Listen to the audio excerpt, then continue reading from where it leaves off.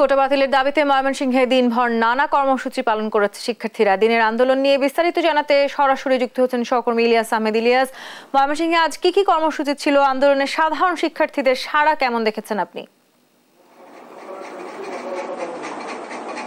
কোটা বিরোধী আন্দোলনে একেবারেই সারা দেশের ন্যায় ময়মনসিংহের দুটি বিশ্ববিদ্যালয় রয়েছে, সেই দুটি বিশ্ববিদ্যালয়ের শিক্ষার্থীরা কিন্তু একেবারেই উত্তাল ছিল শিক্ষার্থীদের আন্দোলনের মুখে। অর্থাৎ আমি যদি বলি, আজকে সারাদিন ছিলাম বাংলাদেশ কৃষি বিশ্ববিদ্যালয়ে ছিলাম।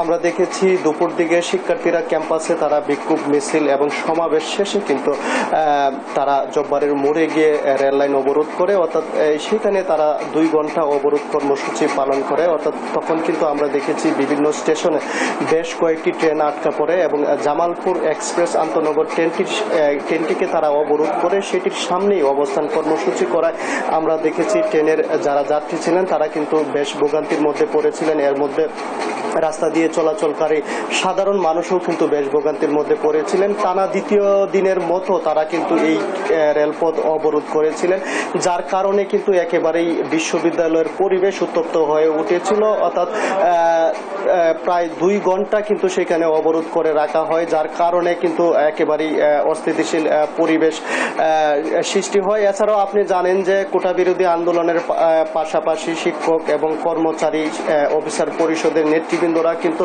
তথ্য স্কিমের যে প্রজ্ঞাপন সেটিকে বাতিলের দাবিতেও কিন্তু তারা আন্দোলন করে আসছেন। অর্থাৎ বলা যায় যে বিশ্ববিদ্যালয় কিন্তু এখন আন্দোলনেই চলছে। বিশ্ববিদ্যালয় সকাল থেকে বিকেল পর্যন্ত কিন্তু এই টানা কর্মসূচিতে একেবারেই অচল অবস্থা বিরাজ করছে। এবং আমরা এই বিষয়টি নিয়ে শিক্ষার্থীদের সঙ্গে কথা বলেছিলাম। তারা বলছেন যে সরকার আজকে একটি রায় হওয়ার কথা ছিল, সেই রায়টিও কিন্তু স্থগিত করা হয়েছে এবং তারা বলছেন যে সরকার এটিকে ভিন্ন খাতে নেওয়ার জন্য কিন্তু চেষ্টা করছেন। এবং এই আন্দোলনে আমরা দেখেছি মুক্তিযোদ্ধা পরিবারের সন্তানরাও কিন্তু এই আন্দোলনে যোগ দিয়েছিলেন এবং তারা বলছেন যে তারা কিন্তু কোটার মধ্য থেকে সুযোগ সুবিধা নিতে চান না এবং তারা বলছেন মেধা দিয়েই কিন্তু চাকরিতে তারা আসতে চান। সেই বিষয়টি সাধারণ শিক্ষার্থীদের সাথে ঐক্যমত পোষণ করে তারাও কিন্তু আন্দোলন কর্মসূচিতে অংশগ্রহণ করে আসছেন। অর্থাৎ মূল কথা হচ্ছে শিক্ষার্থীরা বলছেন যে শিক্ষা জীবন শেষে তারা যেন তাদের মেধা তালিকায় আসলে চাকরিতে সুযোগ পান এবং কোটা বৈষম্য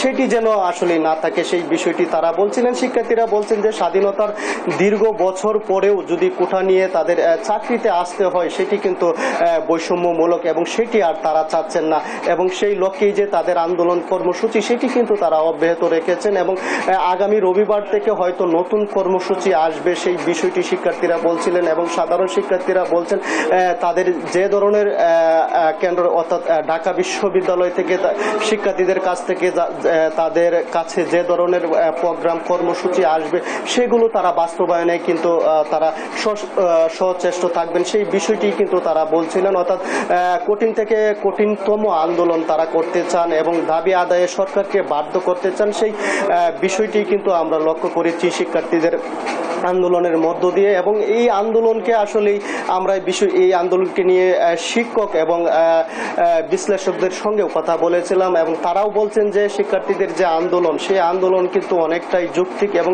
সেই আন্দোলনটি সরকারকে মেনে নেওয়ার আহ্বান কিন্তু তারা জানিয়েছেন। এবং যদি কোনো কারণে তাদের এই আন্দোলন যে উদ্দেশ্যে করছে সেটি যদি মেনে না নেওয়া হয় তাহলে তাদের যে আন্দোলন সেটিকে কিন্তু আরো দীর্ঘ করবেন বলে জানিয়েছেন। এবং আমরা দেখেছি বিশ্ববিদ্যালয়ের প্রায় 5000 শিক্ষার্থী বাংলাদেশ কৃষি বিশ্ববিদ্যালয়, সেই 5000 শিক্ষার্থী কিন্তু আন্দোলনকে সমর্থন জানিয়েছেন এবং তারা আগামী রবিবার থেকে নতুন কর্মসূচিতে আরো ব্যাপক হারে শিক্ষার্থী অংশগ্রহণ করে তাদের যে আন্দোলনগুলো রয়েছে সেই আন্দোলনগুলো সফল করার চেষ্টা কিন্তু করবেন। অর্থাৎ বলা যায় যে শিক্ষার্থীদের আন্দোলনের মধ্যে একেবারেই বিশ্ববিদ্যালয়ের ক্যাম্পাস উত্তপ্ত হয়ে উঠেছে। এই ছিল আমার কাছে ময়মনসিংহ থেকে কোটা বিরোধী আন্দোলন নিয়ে সর্বশেষ তথ্য।